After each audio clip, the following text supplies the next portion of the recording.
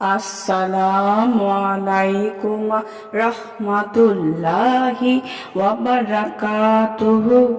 সুপ্রিয় সম্মানিত দর্শক শ্রোতা, আশা করি মহান রব্বুল আলামিনের দয়ায় আপনারা সকলেই ভালো আছেন। সুপ্রিয় সম্মানিত দর্শক শ্রোতা, আজকে হযরত আবু বকর রাদিয়াল্লাহু তাআলা আনহু থেকে একটি ঘটনা বর্ণনা করব। ঘটনার শিরোনাম হচ্ছে কত সরল ছিলেন তারা।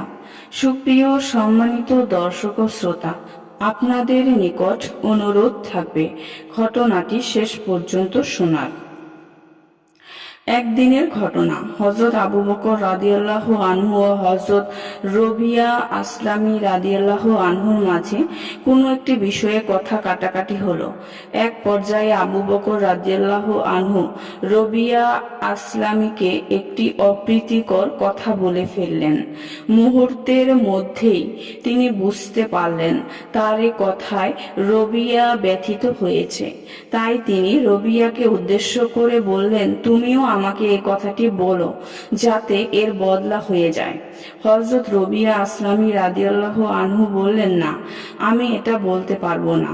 হযরত আবু বকর রাদিয়াল্লাহু আনহু বললেন, তুমি অবশ্যই এই কথা আমাকে বলবে না, হয় আমি তোমার বিরুদ্ধে রাসূলের দরবারে নালিশ করব। রবিয়া আসলামী বললেন, তথাপি আমি এ কথা বলতে পারবো না। হযরত আবু বকর রাদিয়াল্লাহু আনহু রাসূলের দরবারে আসতে শুরু করলেন। রবিয়া আসলামীও তার পিছু নিলেন। পথিমধ্যে আসলাম গোত্রের কিছু লোক রবিয়ার পাশে জড়ো হয়ে বলল, আল্লাহ আবু বকরকে রহম করুন, তিনি কেন আপনার বিরুদ্ধে রাসূলের দরবারে নালিশ করতে যাচ্ছেন? তিনিই তো আপনাকে যা বলার বলেছেন। তিনি আপনাকে যা বলেছেন আপনি তাকে তা বলতেই পারতেন। এরপর হযরত রবিয়া আসলামী বললেন, তোমরা কি জানো ইনি কে?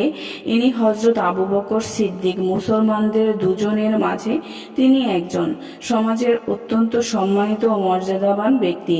তোমরা সতর্ক হও, যদি তিনি পেছনে ঘুরে দেখে ফেলেন যে তোমরা আমার সমর্থন করছো, তাহলে উনি খুব কষ্ট পাবেন। আর তার অসন্তুষ্টির কারণে রাসূল সাল্লাল্লাহু আলাইহি ওয়াসাল্লামও অসন্তুষ্ট হবেন, আর রাসূলের অসন্তুষ্টিতে আল্লাহ অসন্তুষ্ট হবেন। ফলে রবিয়া ধ্বংস হয়ে যাবে। তারা বলল, তাহলে আমরা কি করব? রবিয়া বললেন, তোমরা ফিরে যাও। এরপর রবিয়া আসলামী রাদিয়াল্লাহু আনহু একা একা হযরত আবু বকর রাদিয়াল্লাহু আনহুর পিছনে রাসূলের দরবারে উপস্থিত হলেন।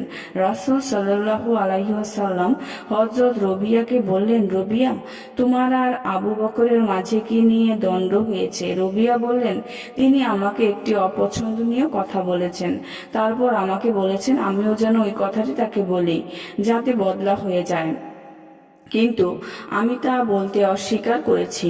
তাই তিনি আপনার দরবারে আমার বিরুদ্ধে বিচার দিতে এসেছেন। রাসূল সাল্লাল্লাহু আলাইহি ওয়াসাল্লাম বললেন, রবিয়া, তুমি তাকে বলো, আবু বকর আল্লাহ তোমাকে ক্ষমা করুন। রবিয়া আসলামী রাদিয়াল্লাহু আনহু বললেন, আবু বকর আল্লাহ তোমাকে ক্ষমা করুন। এরপর হযরত আবু বকর রাদিয়াল্লাহু আনহু কাঁদতে কাঁদতে রাসূলের দরবার থেকে বের হয়ে এলেন। সুপ্রিয় সম্মানিত দর্শক ও শ্রোতা, আজকের ঘটনাটি এই পর্যন্তই। ঘটনাটি যদি ভালো লেগে থাকে অবশ্যই চ্যানেলটি সাবস্ক্রাইব করবেন, লাইক করবেন, কমেন্ট করবেন এবং বেশি বেশি শেয়ার করে দিবেন। সবাই ভালো থাকবেন। আল্লাহ হাফেজ।